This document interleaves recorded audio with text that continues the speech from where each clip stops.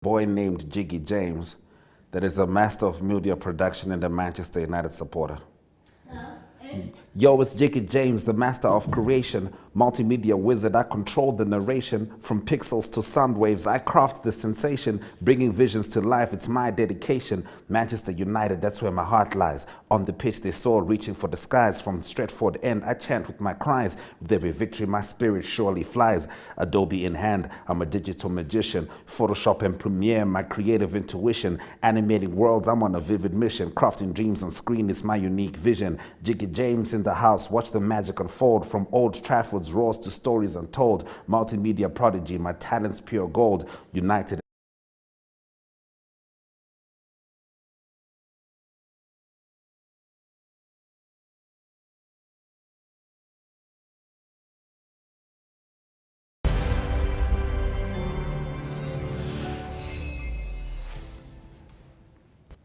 It is a fantastic Friday and you're absolutely at the right place with Ashrid and Betty as we wrap up the sports stories of the week. Without further ado, let's get straight into the hit list.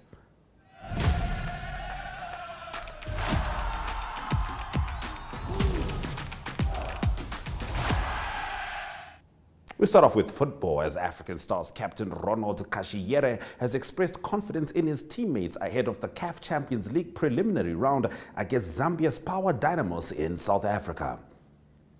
Swinging over to rugby, 4 teams remain standing in the Namibian Rugby Premier League, with FNB Wanderers taking on FNB Rehoboth and Trasco United taking on FNB Kudus in the semi-finals at the Hage Geingob Stadium tomorrow. You will certainly be able to catch these games on NTV on all our social media platforms, and of course DSTV 285, GoTV 25. Now, keeping the story with rugby, history will be made tomorrow when the first semi-finals of the Namibian Women's Rugby League take place at the Hage Geingob Stadium. After years of inactivity, women's rugby has revived, with last year having some 7s and 10s tournaments taking place.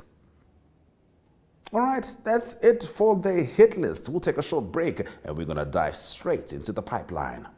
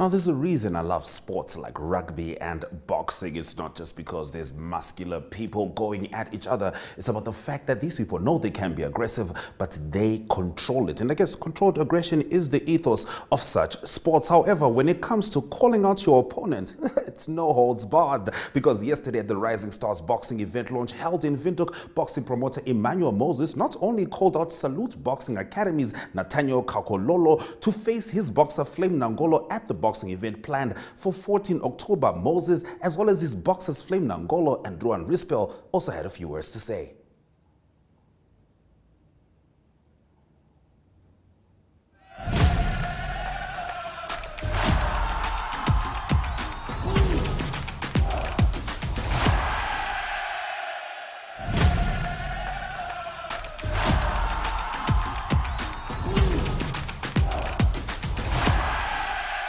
He moved to Windhoek from the north. He was a very small child.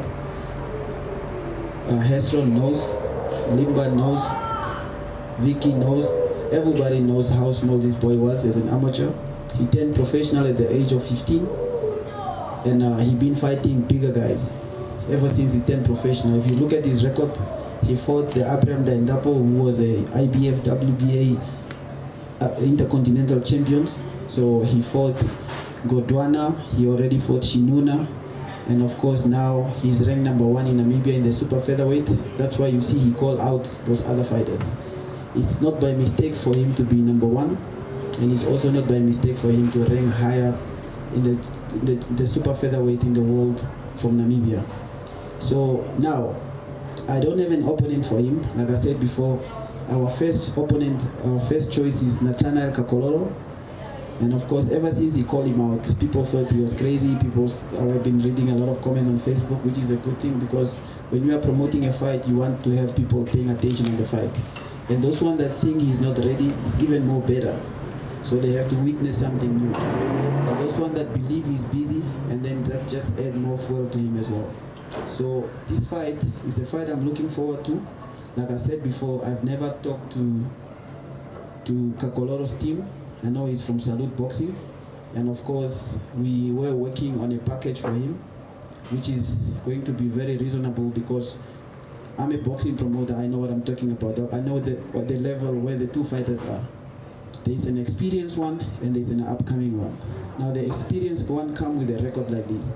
He had an opportunity to fight for the WBC silver in the UK. He came out short. That was an achievement for him. He had another achievement where he fought overseas, of course, in Russia. He haven't won any of his international fights. All his wins are at home. That make the fight more interesting. Of course, he been talking, responding to Special One for calling him, says he's busy. He says he's busy because he have a very beautiful daughter that also an artist. We support her, we love her, Esther Kakoloro. She does good music, and he's a great father. And he's a brother as well at the same time. So, and then he mentioned things about Special One is a small boy.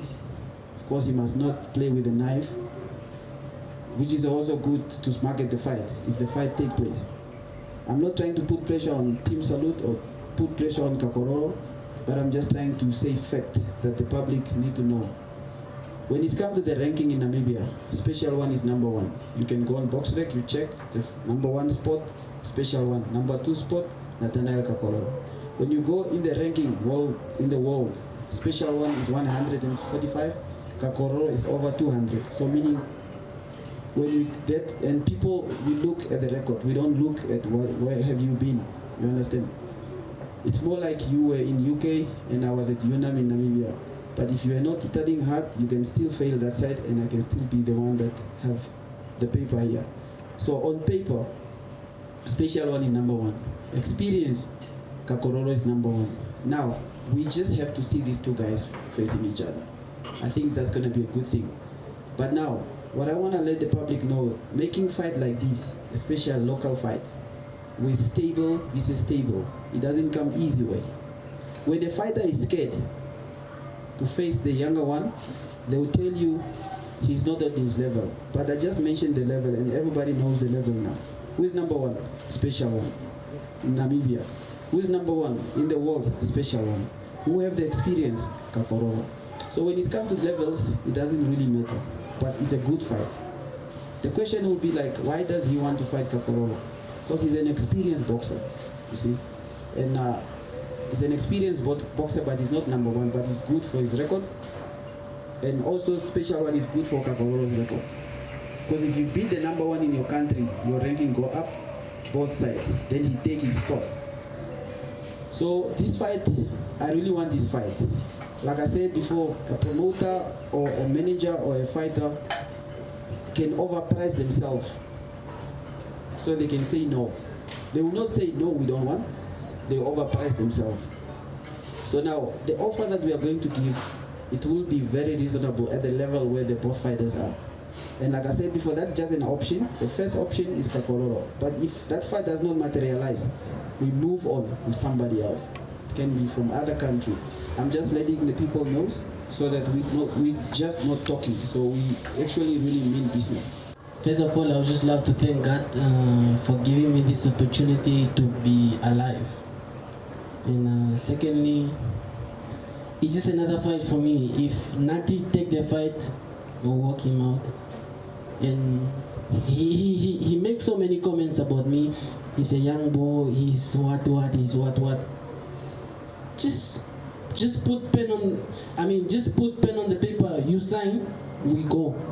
That's it. No need to talk a lot of talks. You say you are better than me. It's number one and number two. We'll fight.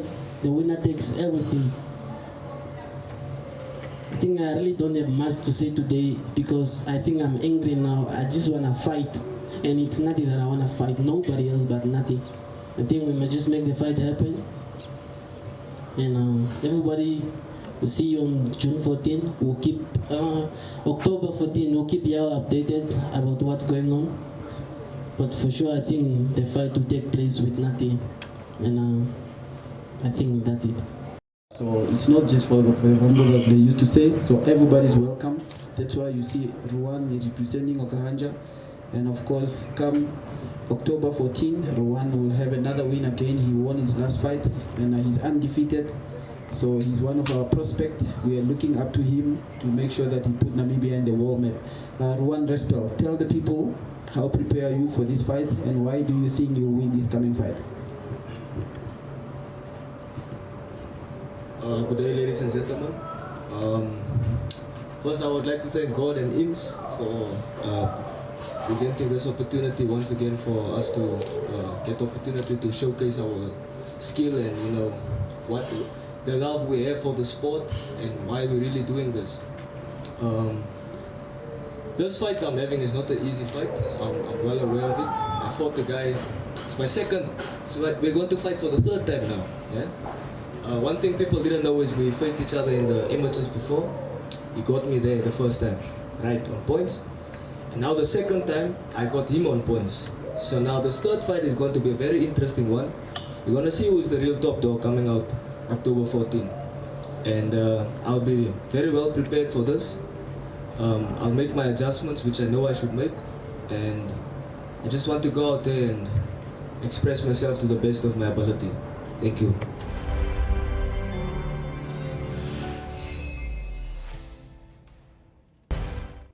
Like I said, the people are ready to rumble. Your take is up next after the break.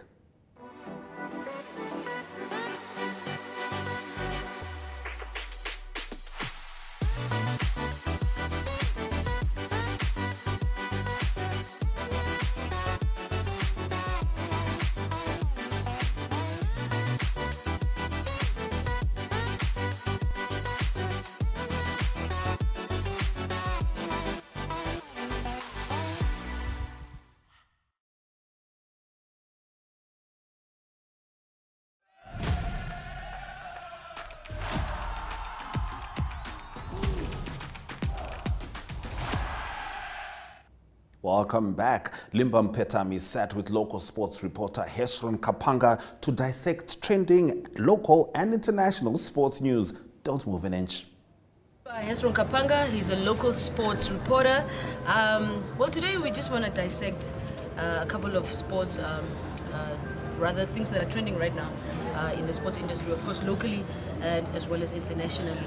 So just starting off, the FIFA Women's World Cup. I don't know if you were watching it. I watched when Africa was there, mostly. Yeah, who were you supporting?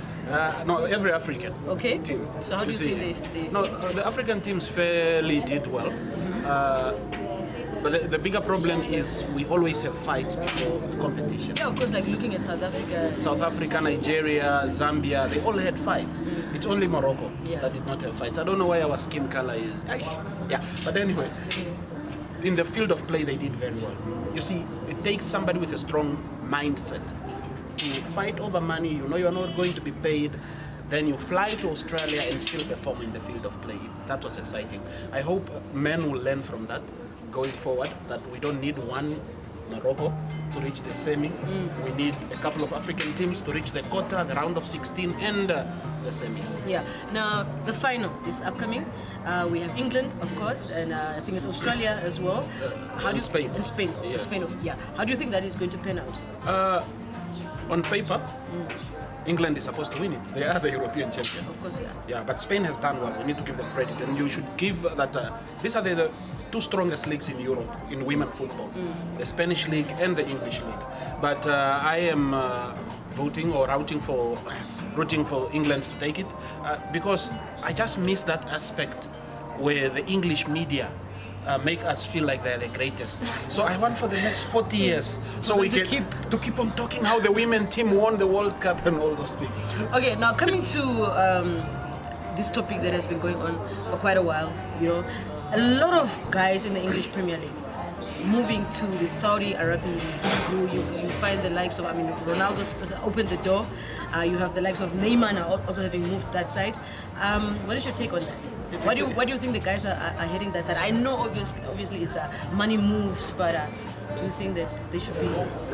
No, the thing is, if it's money moves, let's start off. America was a money move. America was called a retirement home. Currently, Osmane said it the other day. Clearly, we play for money. We don't play for passion. And also, what we are forgetting is the Arabs hosted the World Cup. Of course, yeah. So they want to prove to the world that there is also football in the Arab countries.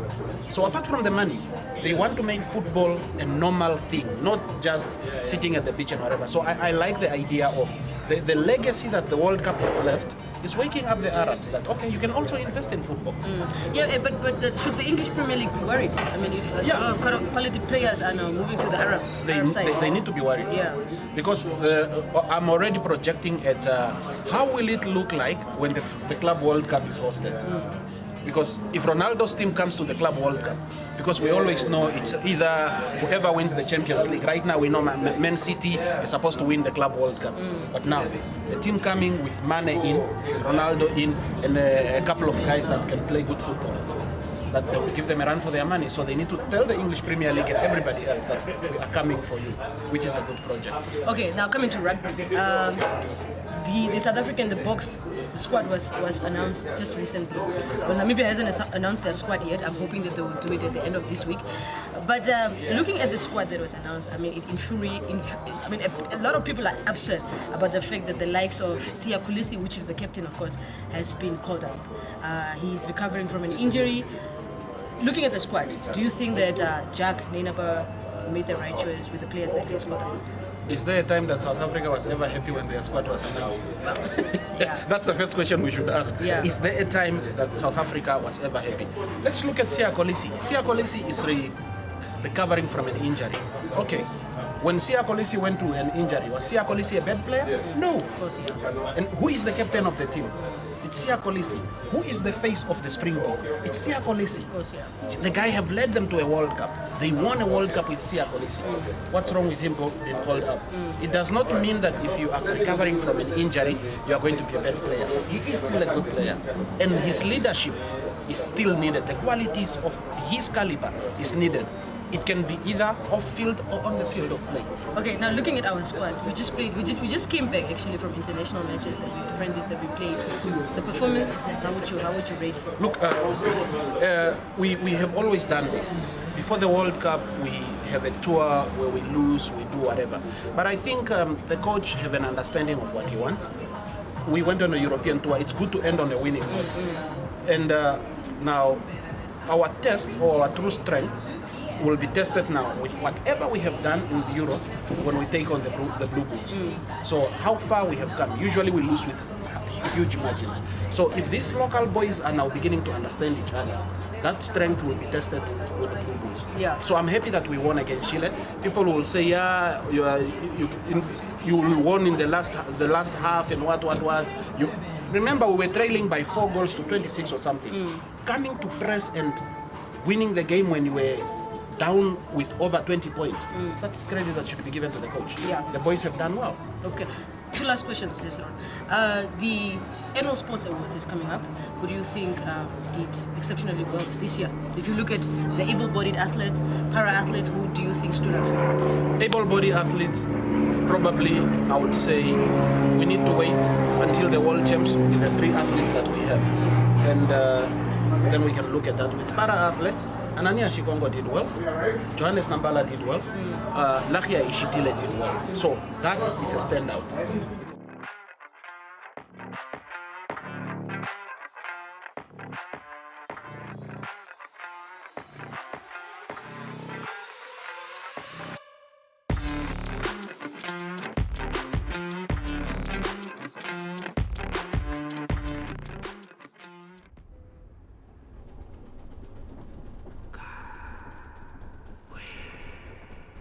How do you find the perfect time?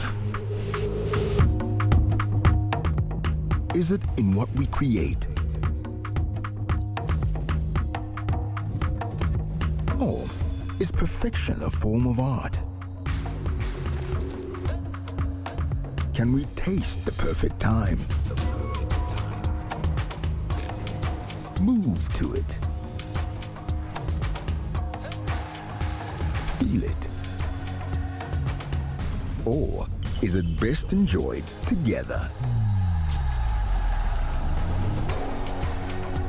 The perfect time is out there.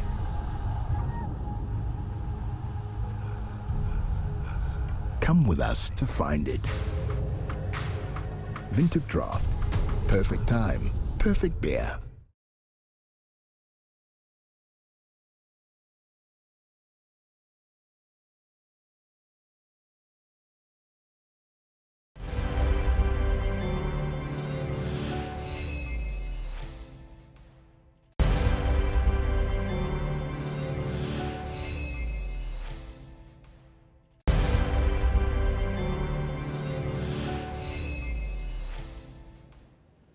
My sincere apologies. Guess what I was talking about? Of course, the Rugby World Cup. And when you get as excited as I get, you might make the wrong mistakes, particularly if you're one of the teams which are planning to have a good tournament, because a little niggle might not have been problematic a month or 2 ago. But now it could have an impact on when a player gets onto the field at the World Cup. A suspension now can impact a number of the games the person plays, if they even get a chance to play. And this weekend, the Springboks take on Wales in a match that will most probably feature the captain Siya Kolisi. And this is an opportunity to test his mettle, but still maintain a healthy balance 3 weeks until the World Cup. From me, Ashwin Berry, that's it from Sports Wrap. I'm going to leave you in the very capable hands of Ari Hogad as he goes globetrotting.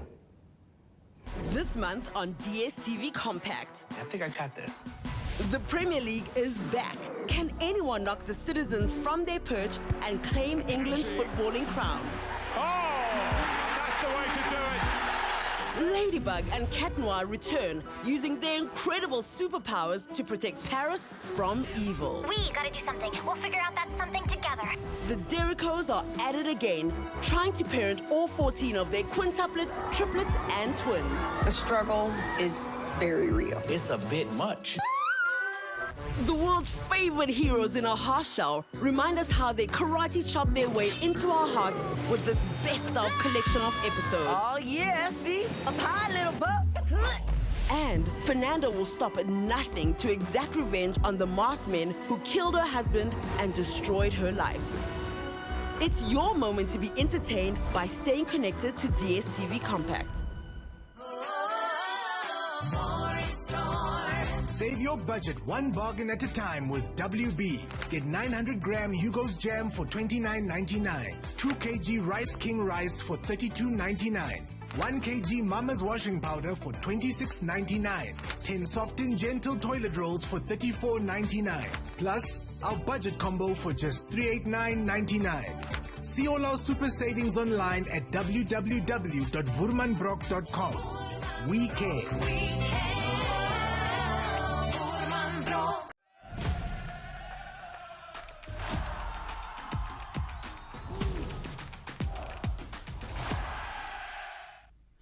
Good day everyone, time for international sports news, and starting off with rugby news first. It is the Springboks that play against Wales in a warm-up game for the Rugby World Cup on Saturday in Cardiff. And the news from the Welsh camp is that there's 2 injuries that forced them to make 2 changes. That is one on the fullback Liam Williams. He's injured his hamstring and he's not able to play on Saturday. And then also the influential fly-half, his name is Dan Bigger. He's got a back spasm, so he's not able to play on Saturday as well. That kickoff that is on Saturday in Cardiff, Springboks against Wales, will be 4:15. Then also it is Ireland that play against England. They host them in Dublin. There's also a warm-up game for the World Cup, and it is news from the England camp is that George Ford will be the fly-off in place of Owen Farrell, that again need to face a disciplinary hearing. And on the reserves, it is Marcus Smith that will cover the fly-off position. That the kickoff at Ireland-England is going to be 9 p.m. on Saturday evening, Southern African time.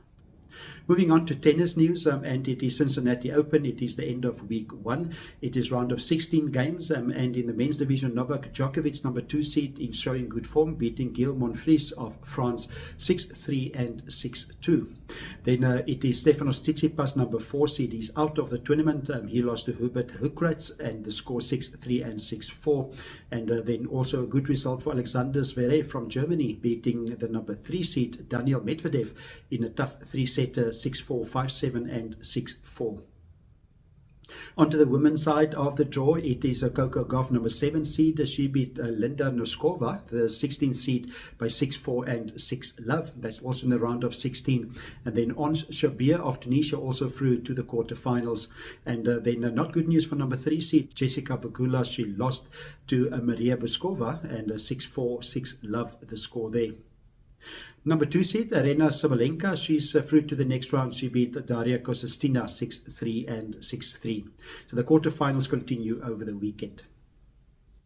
Moving on to golf news on the PGA, the men's PGA. It is the BMW tournament being played in Chicago in America. That is part of the FedEx Championship, and the top 50 players that qualified for in the FedEx standings playing in this tournament. After round 1, it is Rory McIlroy leading with 5 under par, and just on the same score is Brian Harman. Brian Harman recently won the British Open, and he came in with a score of 5 under par as well. Scotty Scheffler also in the top 3 player in the world. He came in with -4 in his first round. The top 30 players after the completion of the BMW will play the last tournament of the FedEx Challenge, and that will be played at the East Lake course. That will be in Atlanta next week. Closing off with soccer news, and it is another signing for Chelsea, and that is in the English Premier League. English Premier League team Chelsea just recently signed the midfielder Moises Caicedo for many millions, for 115 million euros. And now they've signed another midfield player, and that is Romeo Lavia, and he is the Belgium midfielder. Both these players were also approached by Liverpool, but they both decided to play for Chelsea this season. Chelsea play this coming Sunday, the second game of the English Premier League. They play against West Ham, and it is Liverpool that will host Bournemouth in their second game of the season. That is the international sports news for today. Hope you have a great sport day and sport weekend, and we talk again international sport on Monday. Goodbye.